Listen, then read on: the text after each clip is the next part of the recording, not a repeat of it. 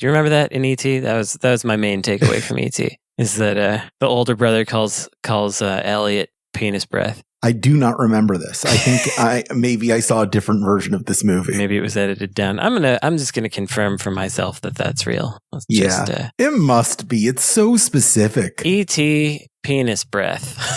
Let's see what that turns out. Turn safe search on. Here we are. I was typing and not really paying attention. Something about E.T. having penis breath. What's going on? Yeah, that's right. Oh, okay. Yeah, of course. Yes. On account of all those Reese's penis he keeps eating. Mm-hmm. Yeah.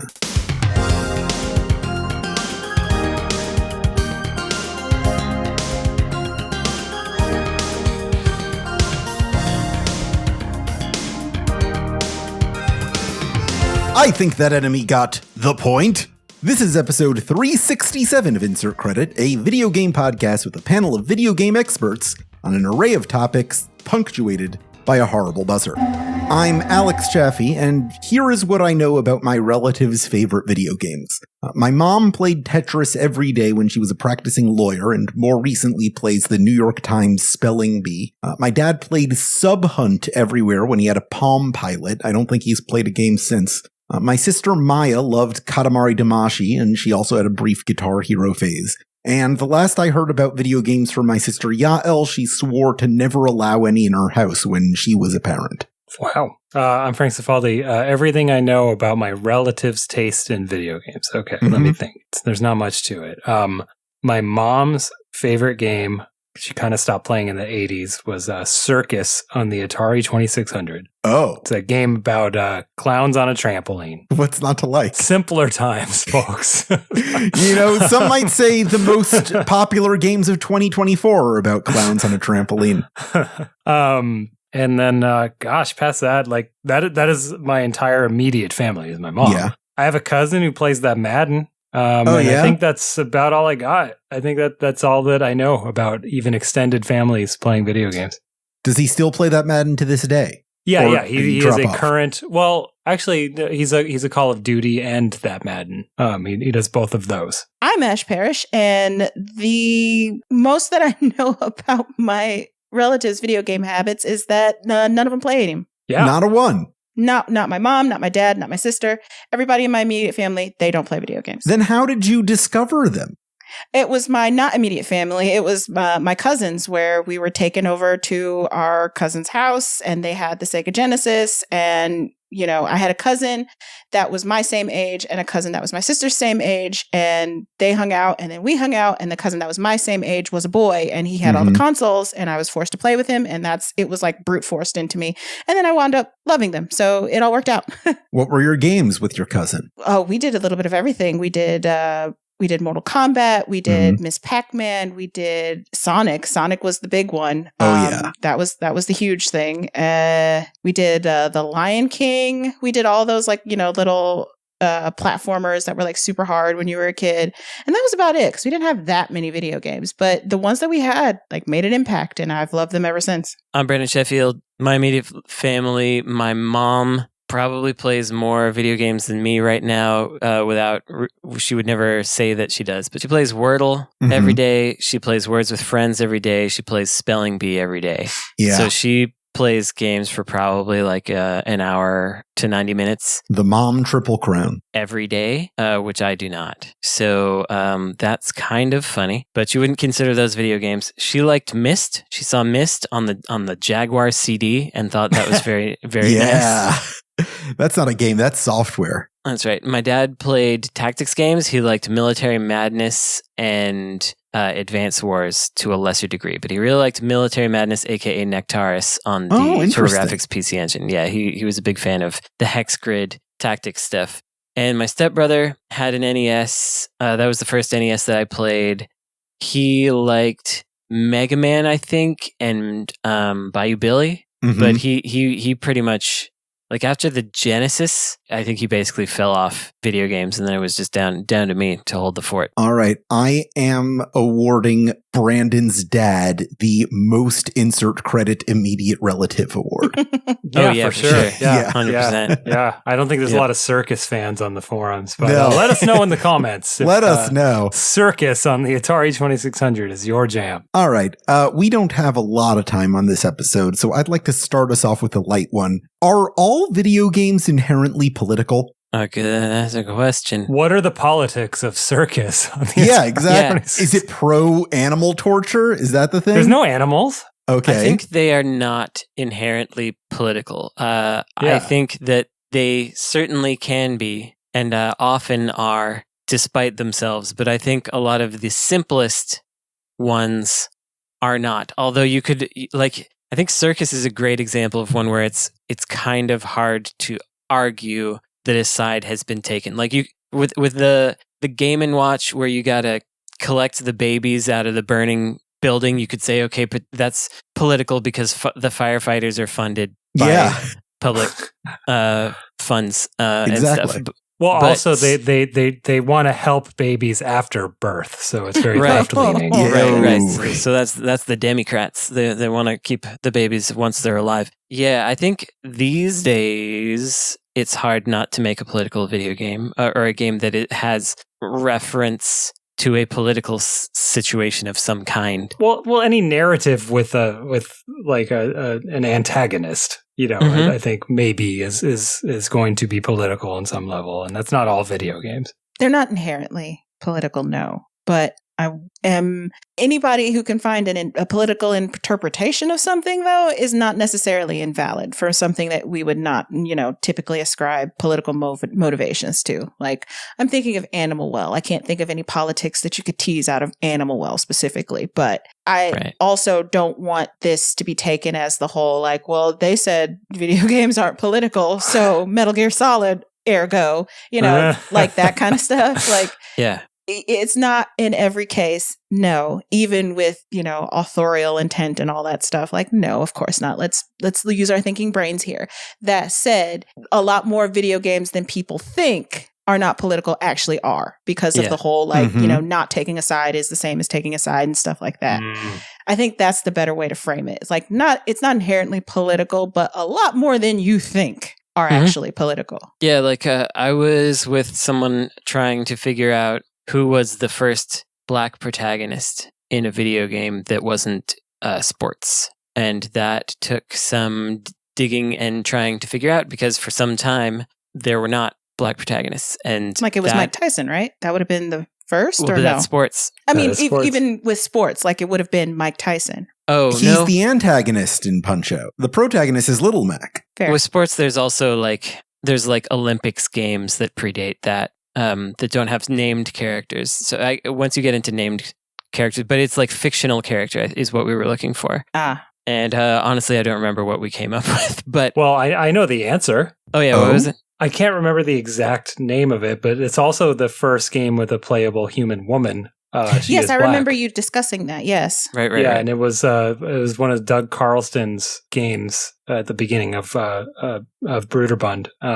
It was part of the Galactic Saga. There was a trilogy. I just don't remember the name of it. But that was like 79. So, but it's almost like you shouldn't even count it. You know what I mean? Because it's like, okay, now wait another decade. Yeah, it's such an outlier at that point. That makes the games in between 79 and the mid-late 80s more pronouncedly political in that way. In their omission, I guess you could say. Does it have to be a character who originated in a video game? No. Okay. Well, there's a G.I. Joe game from 1985 where you can play as Roadblock, the first black G.I. Joe. All right. Okay. That might be it. Ooh, you got some homework to do now, Frank. Well, that's after the first one. To verify the claim. That's your beat. Yeah, I guess. Jesus. That's after. Once you found the first one, the next one is maybe not as important. If you'd like to assign each other homework, you do have credits you can spend. I'm hip to your game. No, I want to do that homework together with Ash. I want to explore Black video game history with Ash. Let's do it. Yes. I realize that we have now incentivized ourselves to hold our credits. Yeah. To hoard them until later. And I'm already seeing people on the forums and in the Patreon being like, I want someone to spend a credit. No, it's not going to happen. We're building anticipation. Anticipation. I just watched that movie the other day. It wasn't for the first time, but it was the first time I was really paying attention to it. And damn, that movie rips. Yeah. That movie's super fucking cool. You should watch the Jaffe cut of that movie. Are we talking about Rocky Horror Picture Show? We're talking about Rocky Horror Picture Show. Okay. Right. The Jaffe cut of that movie is where you watch it the way I did on an airplane, where you start from the beginning and you get to the scene where Frankenfurter is petrifying everyone. And then he turns to the camera and says, "It's not easy having a good time." And then the flight ends. That's how you should watch that movie. I like how that ends. It's definitely better because I feel like the ending is kind of sad. Yeah. But I didn't realize there was so much bisexual terror going on in that. And I'm like, I should have been hip to this like way sooner. That was the main thing I knew about it. Okay.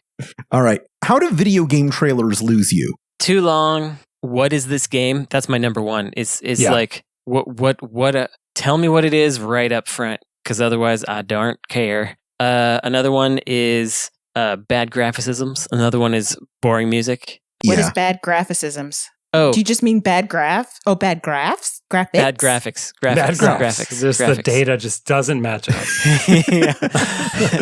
I only like pie charts. If you got a bar, label your axes or I am out. I'm leaving. There's a lot of easy ways. Poor pacing is another one. It's just like we all got such a small amount of time in our lives. We all feel the pressure to produce content for the world or something. And if I see something and my attention wanes, it's goodbye to you, I'm afraid. I'm sorry. I think you've probably all noticed whenever a new Japanese game drops a trailer, the YouTube comments are full of, "Where's the game?" Because it's like an animated intro thing. And I didn't used to feel that way, but I actually do feel that way now. I'm just like, I feel that way with a lot of the 10-cent games. Mm-hmm. Yeah, like the mobile games. Like, show me what this actually looks like. Mm-hmm. Yeah. And that's where trailers lose me. Like, you're okay, you can have this big flashy narrative cutscene or whatever, and that's interesting and engaging or whatever. But if you don't show me what the game looks like that's where you lose me. Yeah, I don't care about a game world inherently or a game narrative inherently. I only care about it if I'm gonna care about playing the game. And the amount of narrative that you can hook me with in a minute and a half is it's just not that much there. It's possible to do. But I refuse to believe there's any data suggesting otherwise. You know what I mean? I refuse to believe that there's any like focus group testing that happened anytime in history where people were hooked to keep watching the trailer because it was like, in a time where darkness reigned. Yeah, you know, exactly. And it's like, ooh, darkness. You know, like that's just not a thing. Like, I don't know. Trailers are weird. I absolutely despise trailers that are just story and like a kind of like usually a pretty good cartoon these days, but I could watch just an actual cartoon if I wanted to.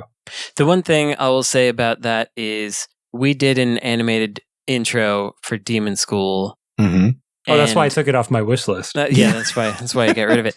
The reason we did it is because I have noticed that an animated thing gives the perception of a larger game, and like putting mirrors in a restaurant. Yeah, exactly. It makes the room look bigger. There's some value to that, but when we show you animation in a trailer, we give you like a 6-second montage of gameplay in front of it. So you're like, you know what the game is gonna be. And then you're going to watch a little bit of this stuff, and then you're going to see more of the game. It's like you're going to see the game. Here's what it is right up front. There's going to be more later. And I haven't, this is obviously anecdotal, but nobody has complained about that. So it seems to work. Is there an example you can think of a game that you ended up liking later, but the trailer at the time really turned you off? Sure. I can never remember what it's called. Grand Blue Relink thing. Grand Blue Fantasy, yeah. Grand Blue Fantasy Relink. Why couldn't you remember that? Yeah, I know. Because there's probably, like, I'm pretty sure there's still, like, several other colon clauses in that game's title. And also there's, like, 4 other Grand It's Blues. like someone accidentally put their login password as the game's title. Exactly. Grand Blue Fantasy Relink, all the trailers are like, I literally could not care less about any of this. And as we'll talk about during the Game of the Year situation, I never cared about the story, even through playing it and completing it. I hit the skip button for the first time in my life on the story. I read the paragraph summaries because I didn't care. But the game is good and it's fun to play. And it's so I wound up playing it because of the thing I talked about on the show before, where it's got like the time to beat score, where it's main story 10 to 12 hours, main story with extras 30 hours, completionist 300 hours. That's the golden ratio. It was just really like, I gotta see what this is about. Mm-hmm. And the thing, that part of it is indeed cool, but the story remains like, I still don't know who any of these people are. I don't care. I don't need them. Don't need to know. All right. This is a question, I guess, specifically for Brandon. Yeah, that's me. Which game console has the best library of games released by third parties after the console's discontinuation? Ooh, that's a very interesting query. Frank might know a little bit about this as well. I don't. I can think, well, a little bit, yeah. I mean, so the best library, not the best in comparison to like what was out in its life. Because I'm going to answer that one really quick, which is people who make stuff on the Atari 7800 are making games that are actually weirdly kind of fun, whereas everything that came out in its lifetime was awful. Like all 3 of those games are much better than the original. Yeah, library. exactly. So, Jaffe, do you mean like people who are actively developing for dead consoles now, or like? Yeah. Yes. Okay, yeah, that's not something I can answer. Yeah, this is Brandon's favorite thing. I think for me, in the somewhat contemporary era, when like let's say the 2-3 years after a console is discontinued, but professionals still make games for it, the Dreamcast is the best one. That's where I was going to, because it's so easy to develop for that people just port their stuff to it. Yeah, that was definitely true because first of all, there were several games still in production when it got canceled and they came out. And then also there were just people that really liked that console, and also there are Naomi ports that are easy to do. So anyway, that's that. But in terms of games that like enthusiasts make, that's what I'm talking about. After the fact, it's the Sega Genesis. Really? Yeah, it is. The NES has a lot of decent games, but if you look at the average quality level, the Genesis games are of higher quality. They're closer to like modern indie games and less to nostalgia throwbacks. Yeah. And the tools are very robust for making Genesis games. The tools for the Super Nintendo are not robust. And so I think that if they were, you'd probably actually see more on the Super Nintendo, but they aren't, so you don't. What are some of the best post-market Genesis games? Xenocrisis is probably one of the best. I'd say it's in the top 20 Genesis games, period. Then there is Astabros, which is pretty good. There's Tanglewood, which is hand-coded in assembly. You're a little woodland creature pushing a boulder around, but it's very good. It's very nice looking. Japanese companies have also been making posthumous releases. Mad Stalker finally came out for Genesis. There's a new Asuka 120% game coming to the Genesis. Like in active development right now? Yeah. By the original developers? By some of the original developers, but not all of them, of course. But yeah. Do you have dirt on these people, and that's why they're doing this for you? Yeah, that's right. Did you see one of them cheat on their wife or something? Yeah, I blackmailed them into making this happen for me. Yeah, there's some really solid ones. I agree that Genesis is the answer. I suspect that Game Boy is very interesting, but I'll never know because there's so much of it. It's true. Because those tools are very easy and they're Super all over easy. itch. There's just tons of weird little indie homebrew Game Boy things. Yeah, I would say Game Boy is probably the most interesting because there's a lot of horror experiments and things. Was it the most recent Shantae game like re-released as a physical cart on the Game Boy Advance? Yeah. Okay. Yeah, that's neat. Yeah, that was a like what was it? It was a finished-ish game that. No, it was a pretty early prototype, but I think it was like designed. You know what I mean? Yeah. So I think they just kind of went back to that code base and made a game. That's cool. That is cool. Good for them. I'm looking forward to like how you can go into a record shop and get a vinyl record, but it also has a code for playing it on an MP3 player or whatever. You should be able to get like a playable NES cartridge that also has a code on it that you can just... It's basically there. Like when you back a Kickstarter for a Genesis game, you get the ROM as well as the physical package. Like I think the ultimate thing here is that Yuzo Koshiro, the composer of Streets of Rage 2, 1 and 2, and obviously millions of other things, it has a new game for the Genesis called Eartheon. And it's like a brand new game being made from scratch by him to release in 2025 because it's fun. So when you got the original developers going back and not just digging into their archives to be like, here's something we didn't finish, but they're like, we're going to make a brand new game with this because it's fun, because we like it. Then you're in good shape. I don't know how much time we have, but a lot of old Atari 2600 guys do that because it's a really fascinating system to write software for. People like remain obsessed with making things move on that stupid thing. Mm-hmm. So there are new games by like David Crane and Gary Kitchen, and the guy who did Hero, which is my favorite 2600 game, like made an unofficial sequel that came out last year. I've not played it because it's like locked on the VCS, that like thing that they sell. But if that ROM ever comes out, I'll check it out. That's wild. Yeah. And what's his name made Halo 2600? I don't know anything about that. Yeah, that was Ed Freeze. Ed Freeze retired from Microsoft and made Halo 2600 because he was just interested in the system. Yeah, officially licensed. All right.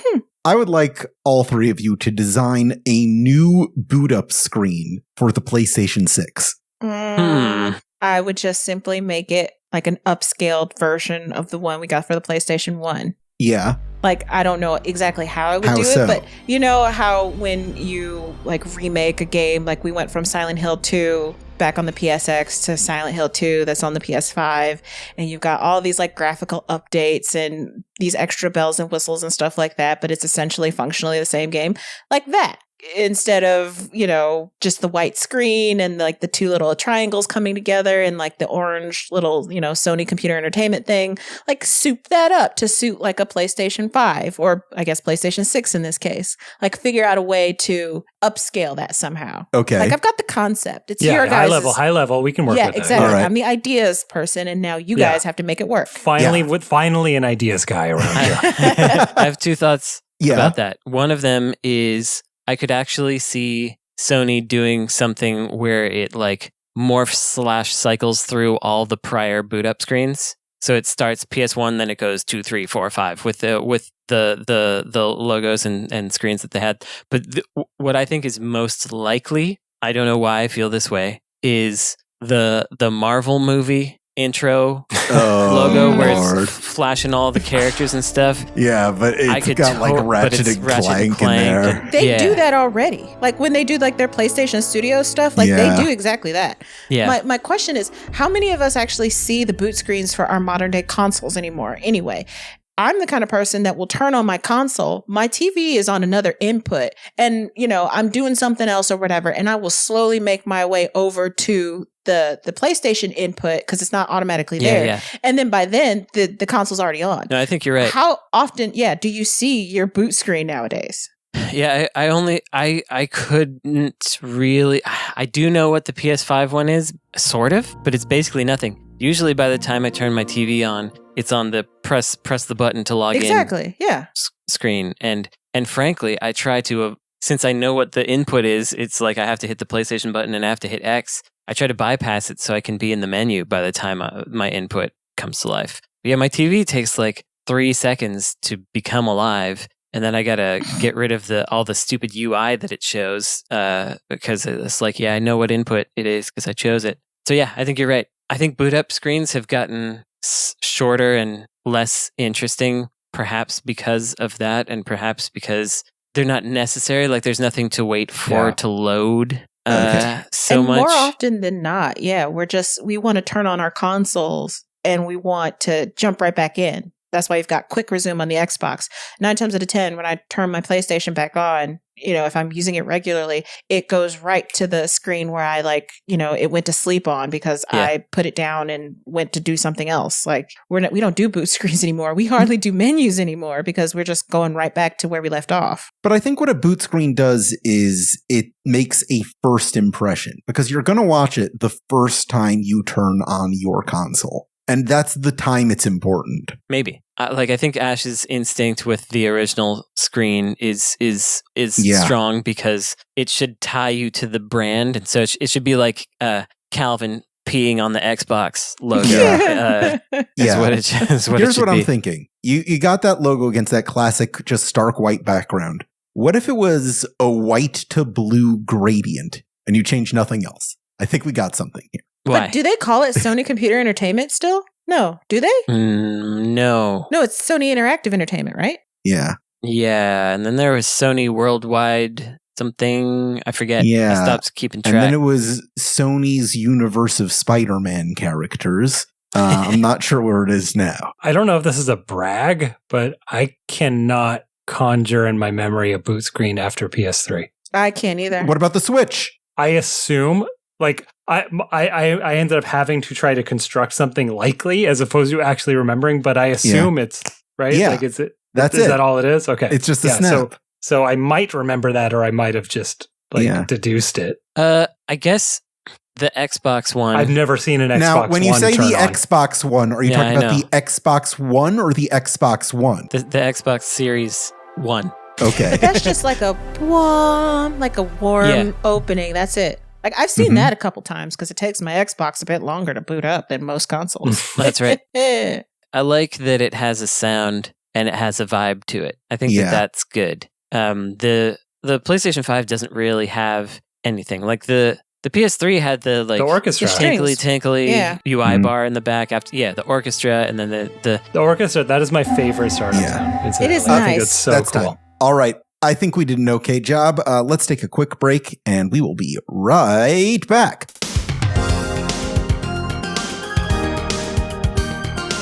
Ash, did you grow up in a dense-ish urban environment? I don't remember. Not specifically. I grew up in Northwest Indiana, but I was in the shadow of Chicago. I was just wondering because I found this shirt. Kingdoms of Amalur, this shirt shadow here. of Chicago. What is it? It's actually kind of cool. It's Tweety Bird saying whatever. Oh, man. It reminds me of the old Looney Tunes urban stuff that they used to do back Yes. This is a 90s Tweety saying whatever that I bought in Japan for 500 yen. Oh, yeah. And I was like, I have to bring this back to Oakland because in my youth, I saw this all the time. Oh, yeah. People are going to flip out for that shirt on the YouTube. Welcome back to Insert Credit. It's time to go to the question hole. Here we are in the question hole. This is the part of every episode where listeners at patreon.com/insertcredit, which you can join for mere dollars a month, get their opportunity to send us their own questions. They also get monthly bonus episodes. We've got over 50 of them right now. 51's on the way. And a brand new feature over on the Patreon. We've heard your complaints that the buzzers are not loud enough. We've heard your complaints that the buzzers are too loud. We are offering episodes with 3 distinct volumes of buzzers. The normal mode, the sick freak mode, and the sleepy bunny mode. All available courtesy of our editor, Esper Quinn, for your personalized listening experience. This week's question comes from User Captain, who asks, what makes a video game coin enjoyable to pick up? Why do I get a dopamine hit from picking up rings in Sonic Adventure, but not Sonic Generations? Okay, one thing before we answer this question. How does a person who is not subscribed to the Patreon, aka me, hear the sick freak mode of the buzzers? Because that's interesting. You don't. Well, what you got to do is go to patreon.com/insertcredit. That's right. And hit that donate button for like $3 a month, and you'll be able to get all of them. I appreciate that answer. You do not get any perks here. Hey, I pay to the Patreon. I am a supporter. I put my money where my mouth is. Giving and taking the same $3. Exactly. That's the artist community. That's right. Passing that dollar around. I haven't played Sonic Generations in a very long time, but I believe the coins are basically like this is the part where you're supposed to run, right? Like, as opposed to if I go over there, I get a coin. Yeah. Yeah, I think there's some of that in the side view Sonics. The coins feel bigger. I don't know that they are bigger, but they feel bigger. And it feels more of an event to get them because they're more contrasty from the background and they're not necessarily on a rail for you. But I think Ash probably has a more nuanced feeling about this. But remind me how the question was worded specifically. Were they contrasting Sonic Adventure and Sonic Generations, or like? That's what the question was. Yeah. Okay. But well, the initial question was what makes collecting coins feel good? As for an example, why does it feel good in Adventure and not Generations? Well, I was going to say if they hadn't mentioned Adventure, because I feel like Adventure also does the same thing than Generations. Is Generations with those kinds of Sonic games, coins are plentiful. You don't have to worry about when you get hit that you're going to get more coins after it. Like you can rack up like 200, 300 coins if you play perfectly. That's not a hard thing to do. Whereas in older Sonic games, not necessarily Adventure, I think, but like in the games older than that, like it was significant when you were able to amass, 100 coins to get the extra life or whatever. It was, they were weighted heavier. And I think to answer the question, because I'm thinking about this, because playing Indiana Jones, and I didn't like that game, but one of the things that I did like about that game was the way that I was able to collect things that weren't necessarily like specific to the plot. Like you could just find notes hanging around that will inform the world. Like I was in the Vatican and I found like a couple of pasta recipes that were like actual legit recipes. And that was fun because they're scarce and you have to work for them. And when you don't have to work for stuff like that, when they're plentiful, it's like, okay, why am I doing this? This is just, it's like Jiggies in Banjo-Kazooie. Like this How much of a factor is the fanfare when you get 100 coins in a Sonic game that goes we got to stop calling them the rings coins in Sonic games. It's going to drive me nuts. No. They're all coins. I know they're all coins. But they're rings. I agree with the Indiana Jones thing though, because when I'm playing a Tomb Raider or an Uncharted and I go off and I find a little relic somewhere in a corner and I steal it from the native peoples that live in that land so that I can take it home to my house and just keep it in there. That's what's fun. I love to steal from them. Did you all watch that? I don't want to digress too much, but did you all watch or try to watch that Tomb Raider animated show? Are you going to bring up the fact that they're trying to reckon with this whole like grave robber thing? Because Indiana Jones does it too, and it does it in a very funny way. They don't try at all. Oh, they don't. It's like very, very clear from the start that Lara and her buddies are just stealing from these people. I mean, if they lean into it and don't try to like dissemble about it, like that's fine too. Like own what you are. No, well, so they sort of do, except it's supposed to be like surprising or shocking instead of obvious, even though they make it super obvious. It's just really dumb. I stopped watching it. Anywho, good sound is important for collecting a coin or a ring. But also I really agree with the going out of the way kind of thing. Like if I can find some rings that are in like hidden under a cliff or behind a waterfall, then I'm like, yeah, that's rings. That's real rings. Magic right there. Best rings in a video game. Whiplash for the, I think like Xbox, GameCube kind of era. It's a game where you're a weasel and you've got a rabbit that's handcuffed to you and you hit things with the rabbit. Oh, I remember this. Oh, Knuckles Chaotix? Basically, yeah. It's a reimagining of Knuckles Chaotix, but I think Crystal Dynamics did it. Yeah, I remember seeing magazine ads for this. The collectibles in that game aren't things that you collect. Instead, the premise of the game is that you and your rabbit friend were victims of a company that experiments on animals. Not at all political, this game, by the way. Okay. And you've escaped and you're trying to get out of the building of this mega corporation that was hurting you. And at all times on the screen is the net value of this company. And your collectibles in every area are to find all the shit that you can break and just break their stuff. I love this. Yeah, and just watch their net value go down. And like the 100% of that game is that the company is worthless. Oh, that's great. That's pretty good. Oh, okay.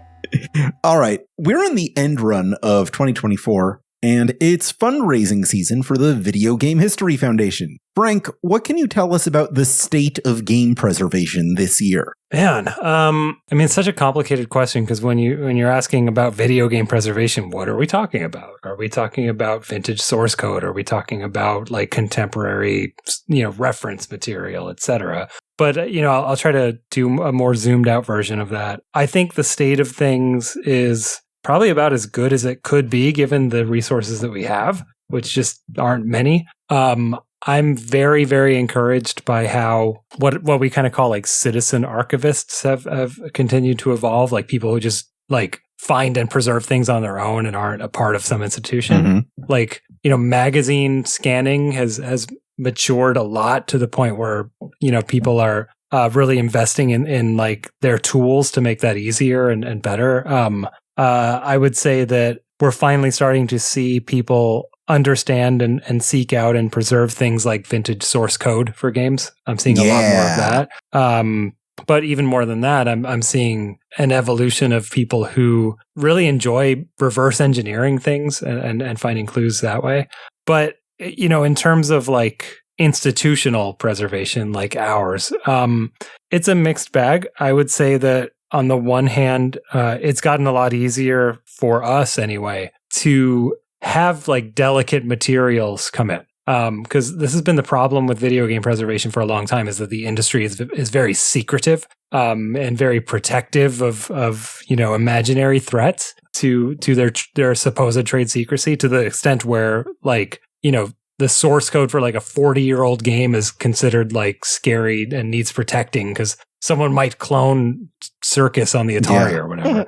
So that's starting to lift a little bit from individuals who stole things and took it home. Lara Croft style. Yeah. Actual like video game industry support is basically none across the board. That's not just us. It's like there's not funding coming from like a Sony or a Nintendo or a Microsoft or anything like that. Or, even like, I don't know, any of the larger companies, they're not really like supporting financially any of the institutions, including ours. How much or like to what extent, or is there anyone that who is doing this that is paying attention to preserving fan-made or homebrew stuff? And I ask this in the context of like doujin games from Japan, which are actually quite interesting sometimes. Mm-hmm. I bought recently when Surugaya had the free shipping sale. I bought these 3 discs, which are for the PCFX GA. PCFX was a NEC console after the PC Engine. It totally flopped. The PCFX GA was a graphics card that let you play PCFX games on your PC, but it also had 3D graphics and a kind of a game-making suite with it, so you could make your own games for this, basically just for this graphics card. I bought these 3 discs, which are, I guess, I don't actually know because I just got them and I don't have a PCFX GA, but they are fan-made animations on the PCFX GA that, as far as I could tell, going around the various forums that talk about this stuff, nobody's ever heard of. So, I'll just like cut you off a little bit there. Yeah, no, that's fine. Like with the historical preservation of anything, video games or otherwise, it's going to come down to people being interested in their own niches and starting something. Mm-hmm. There's never going to be an organization that's like able to tackle everything that one might consider video game history. Yeah. You know what I mean? And a lot of our success at the foundation, and I assume a lot of other institutions as well, if you talk to them, is that we choose our battles based on like the resources we have and just understanding that we get more done if we're personally interested in the work. Yeah. So, for example, I couldn't care less about what you just told me. I do not care. And so we're not going to work on that. Yes. But you are working on preserving all of the hentai games from newgrounds.com. That's kind of your wheelhouse right now. Yeah. No, but there's a lot of fan work even for stuff like that, right? For like preserving Newgrounds history and stuff. And across all, like any museum, we're not a museum, but like any historical institution like a museum is built off of the bones of like private collectors who get interested in hyper niche things and collect them. And that's the same with video games. Yeah. That's what I kind of assumed. Because obviously this is something that I will preserve along with some other weirdos and put on the Internet Archive or whatever. Yeah, that's how it's done. Then it'll be there. But it's interesting to me. I wish there could be a more concerted effort to do some of the Japanese fan-made games, but so many of them are only available on disc, hard to find. Everyone's very cagey about it. People don't want to have that stuff released. So, all right, that was a good one. We're gonna have to come back to that at some point. It's like you Sure. know some things about video game preservation or something. This week's lightning round, I think this is the first time we're doing it in this new season of the show. We're playing GameFAQ&As. This is the game where I go to GameFAQs.com, where every single video game has its own dedicated Q&A message board where you're required to format your header in the form of a question. And there are details below that header, but I don't read them. What we are doing is we are answering all of the hottest questions for a video game that I selected on that GameFAQs board. Short and pithy is what you're aiming for. Accuracy is not. This week, we are doing No Man's Sky. Okay.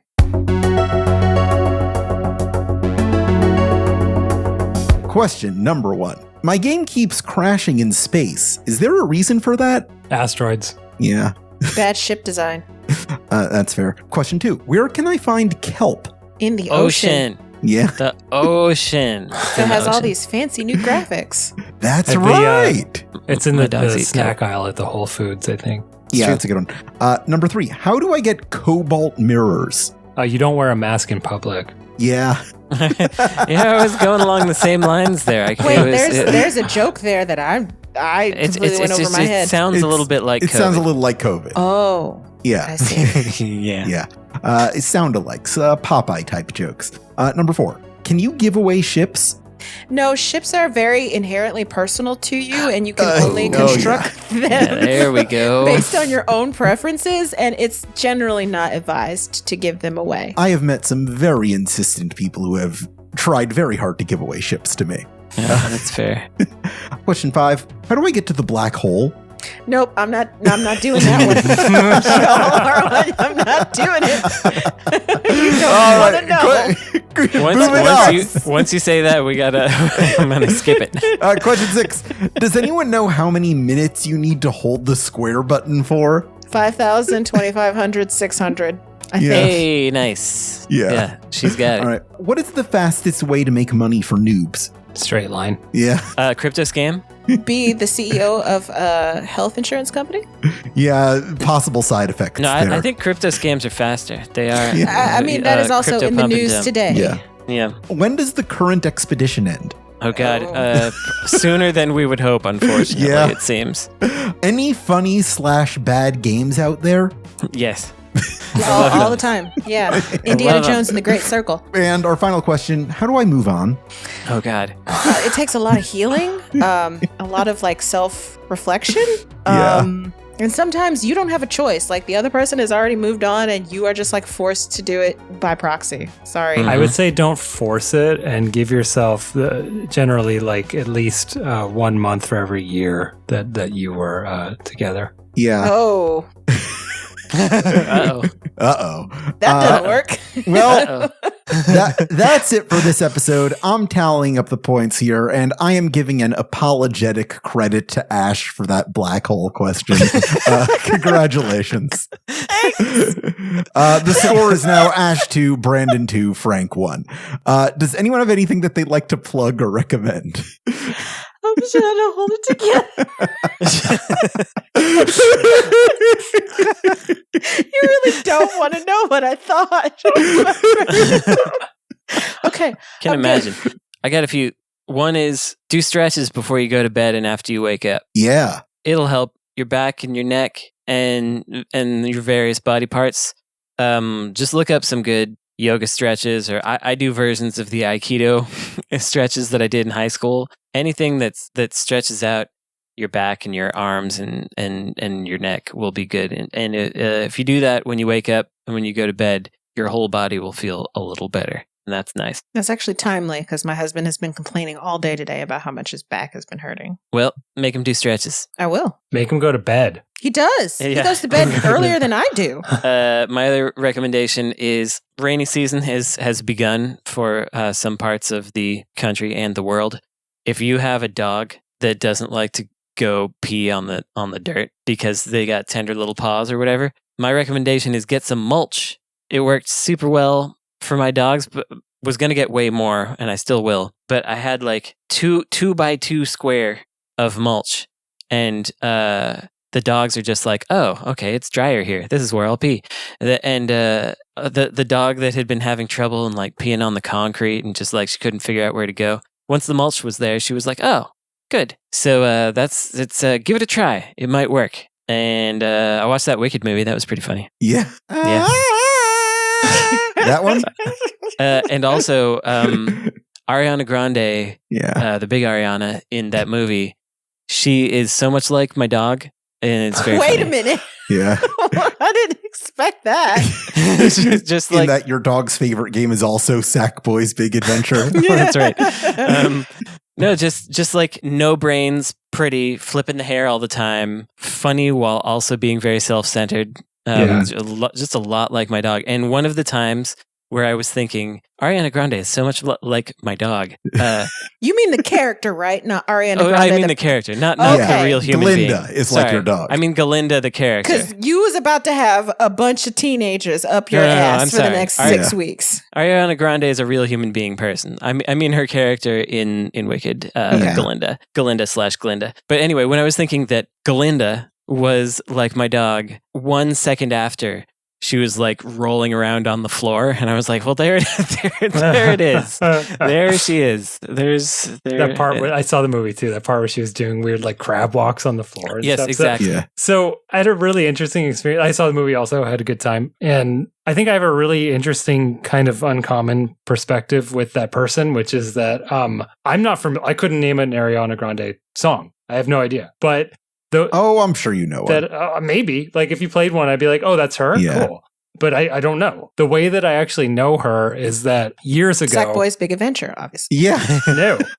Years ago, at when I was working at a game studio, Other Ocean, I wrote a lot of game pitches, and sometimes they were for like licensee people. Oh, I remember this. Oh, And, yeah. Nickelodeon came to us and was like, hey, we have this kid show. I think it's very funny that of the four of us, I am the only one who went to go see Gladiator 2 instead of Wicked.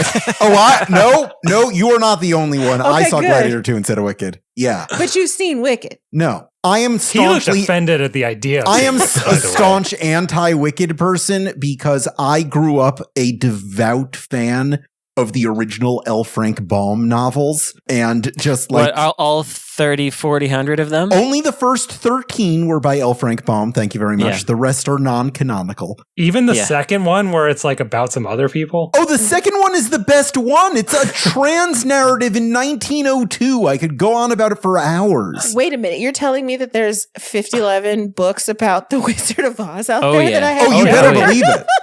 Just Yeah. like there are 70 million Dune books. This is the original expanded universe. Yeah, there's Like, this it's drama with the ridiculous. gnome. Like the main villain of the Wizard of Oz saga is not even in that first book. I love Yeah. this. And he didn't want to make a sequel, but it did well. And Yeah. so he had to make 13. And the last one was released after he died. Yeah, part of the funny thing about the series is that he keeps trying to end the series, but can't. So there are Yeah. like 3 or 4 different endings. It's too in that whole popular.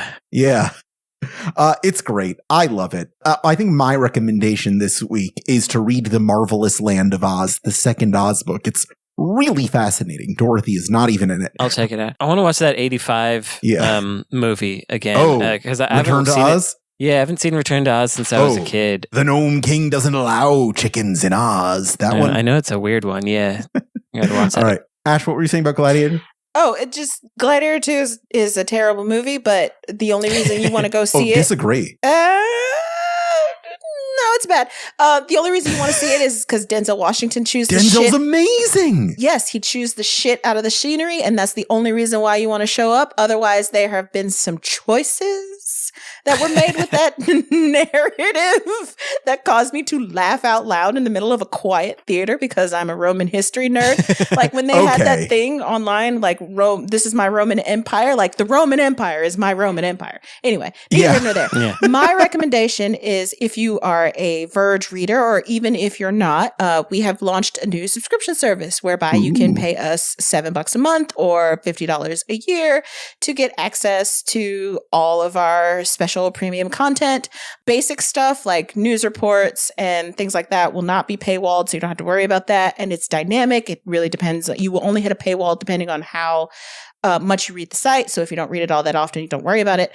But kick us a couple bucks. I know everybody has subscription fatigue. That is a very real thing. But journalism, good, real journalism and criticism costs money.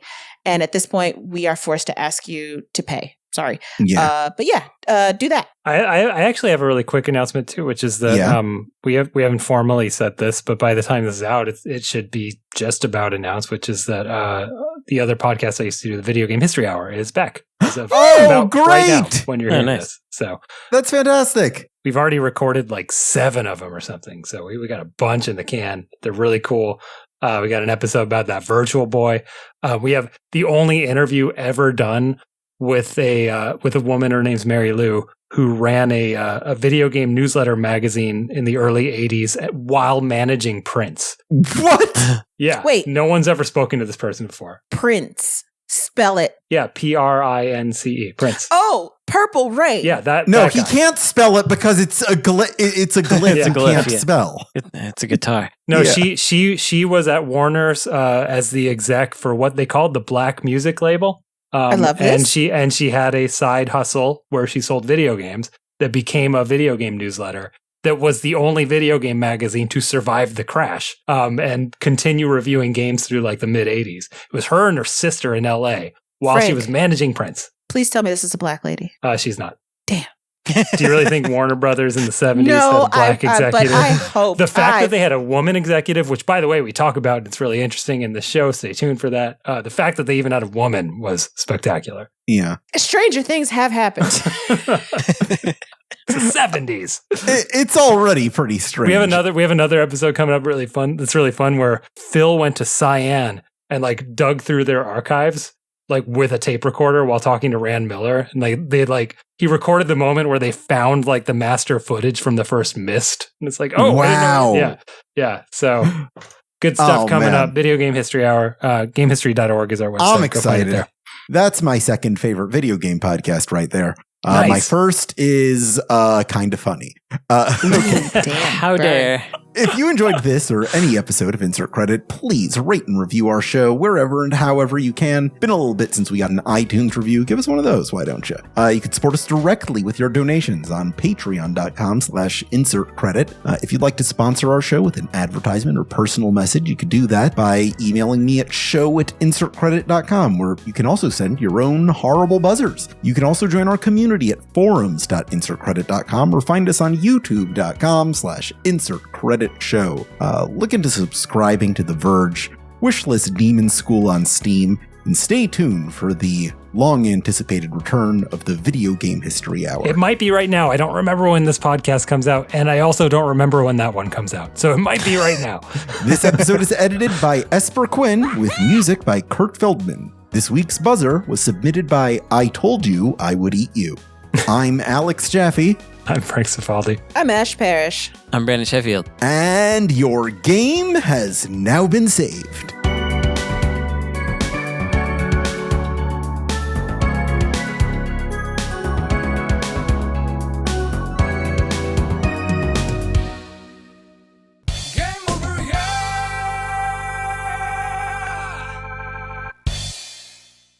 Yeah! 5:24, we did it. 6 minutes to spare. Job.